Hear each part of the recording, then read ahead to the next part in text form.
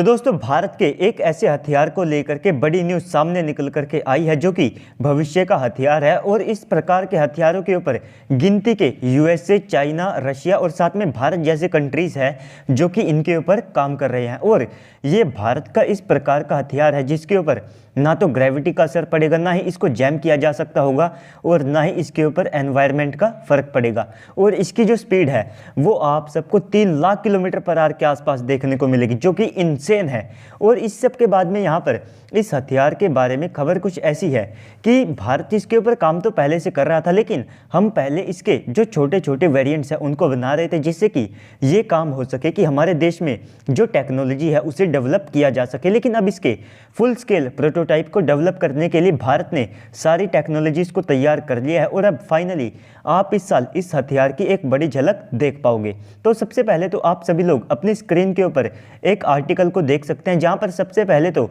भारत के ऐसे हथियारों को कवर किया गया है जो कि हमारे भविष्य के प्रोजेक्ट है और ये हमारे लिए एक मेगा प्रोजेक्ट के तौर पर काम करने वाले हैं। तो इसी में लास्ट में भारत के दुर्गा 2 नाम के डायरेक्ट एनर्जी वेपन सिस्टम को भी कवर किया गया है, जहां पर इनके द्वारा रिपोर्ट करते हुए ये बताया गया है कि फाइनली भारत ने दुर्गा 2 वेपन्स की जो सारी टेक्नोलॉजीज है उनको तैयार कर लिया है। और अब इस साल आप सबको इसका जो फुल स्केल का प्रोटोटाइप है वो यहाँ पर देखने को मिल सकता है। तो अगर आप दुर्गा 2 वेपन की यहाँ पर बात करते हैं जिसका मतलब है डायरेक्शनली अनरिस्ट्रिक्टेड रे गन एरे, तो बेसिकली ये एक 100 किलोवाट का डायरेक्ट एनर्जी वेपन सिस्टम होगा जो कि दुश्मन के ballistic missiles, drones, fighter jet और साथ में जो हेलीकॉप्टर्स है उनको ट्रैक करके मार गिराने में कैपेबल होगा। और डीआरडीओ पहले से ही 1 किलोवाट का जो डायरेक्ट एनर्जी वेपन सिस्टम है तो उसको लगभग 250 मीटर की रेंज के ऊपर टेस्ट कर चुकी है। और आने वाले समय में डीआरडीओ का ये एम है कि हम 500 किलोमीटर तक की जो बैलिस्टिक मिसाइल्स होंगे तो उनको भी मार गिराने में सक्षम होंगे। और हमारे डायरेक्ट एनर्जी वेपन सिस्टम की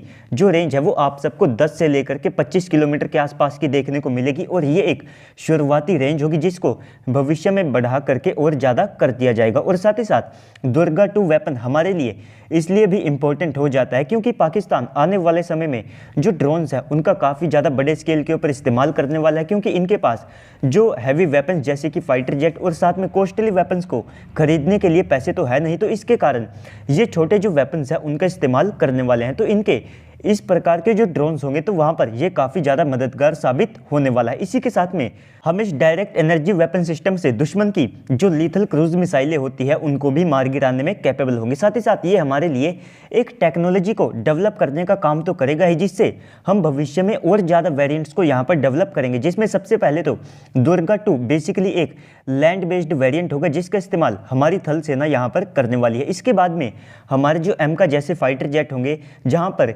डायरेक्ट एनर्जी वेपन सिस्टम को एज ए 6th जनरेशन की टेक्नोलॉजीज के तौर पर काम किया जाएगा। तो उसके लिए एक पोड बेस्ड जो डायरेक्ट एनर्जी वेपन सिस्टम है वो भी डीआरडीओ के द्वारा डेवलप किया जाएगा। और इसी के साथ में हमारी नौसेना के जो डिस्ट्रॉयर होंगे तो वहाँ पर भी आप सबको naval direct energy weapon system देखने को मिलेंगे, जहाँ पर जो हमारे प्रोजेक्ट 18 क्लास के डिस्ट्रॉयर होंगे जो कि लगभग 14,000 टन वजनी होंगे, तो उनके ऊपर ये जो डायरेक्ट एनर्जी वेपन सिस्टम है इनका इंटीग्रेशन किया जाएगा।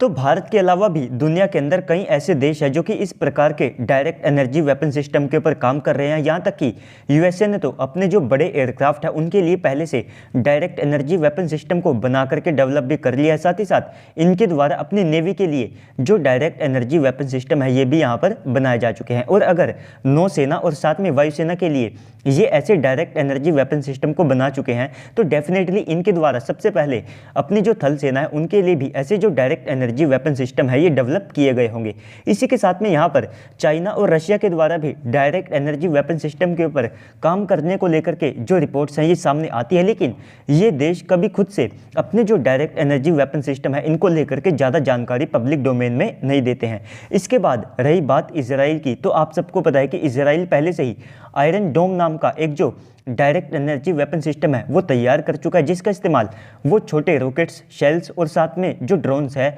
वहाँ पर करने वाला है। तो दोस्तों ये गिनती के कुछ देश है जो कि इस एलीट क्लब में आते हैं, जिनमें अब भारत भी शामिल हो चुका है और आने वाले समय में भारत के द्वारा और जो बड़े डायरेक्ट एनर्जी वेपन सिस्टम है वे यहाँ पर बनाए जाएंगे। तो दोस्तों ओवरऑल इस पूरी न्यूज़ के बाद अब आप सबको क्या लगता है कमेंट सेक्शन में बताइएगा। साथ ही साथ अगर आपको वीडियो अच्छी लगी है तो वीडियो को लाइक कर दीजिएगा। अगर आप चैनल के ऊपर पहली बार आए हैं तो प्लीज़ से चैनल को भी सब्सक्राइब कर दीजिएगा। तो चलिए दोस्तों आज की इस वीडियो में इतना ही, मिलते हैं अगली वीडियो में, तब तक के लिए गुड बाय, जय हिंद।